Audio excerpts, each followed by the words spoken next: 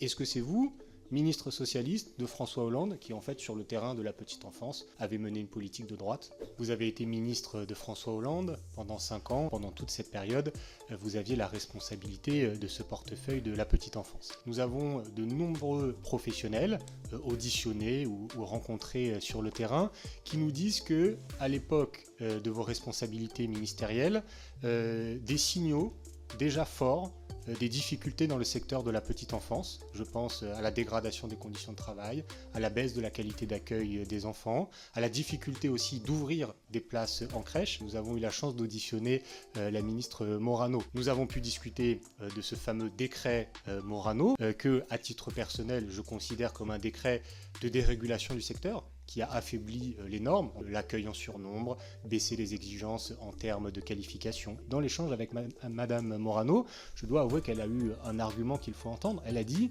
« Si ma politique était si catastrophique que ça, pourquoi ceux qui m'ont succédé, qui appartenaient à une autre majorité, en l'occurrence celle de François Hollande, n'ont rien touché à ce que j'ai fait? Est-ce que c'est Madame Morano qui, ministre de Nicolas Sarkozy, sans le savoir, a mené une politique de petite enfance de gauche? Est-ce que c'est vous, ministre socialiste de François Hollande, qui en fait sur le terrain de la petite enfance avait mené une politique de droite? Sur le décret dit décret Morano, les éléments sont extrêmement clairs et effectivement il avait été envisagé dit qu'on serait revenu sur le décret Morano pour engager cette transformation, si j'ose dire. Une concertation a été lancée, tout à fait officielle, à l'issue de laquelle il est apparu qu'il n'y avait pas de consensus entre les différents acteurs sur les évolutions à retenir. Vous avez dit tout à l'heure, nous n'avons pas abrogé le décret Morano parce que cela ne faisait pas consensus.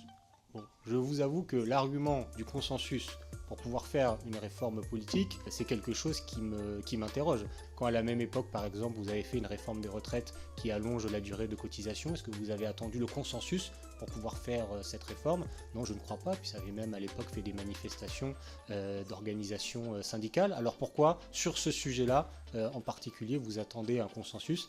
Et est-ce que ce ne serait pas plutôt un prétexte?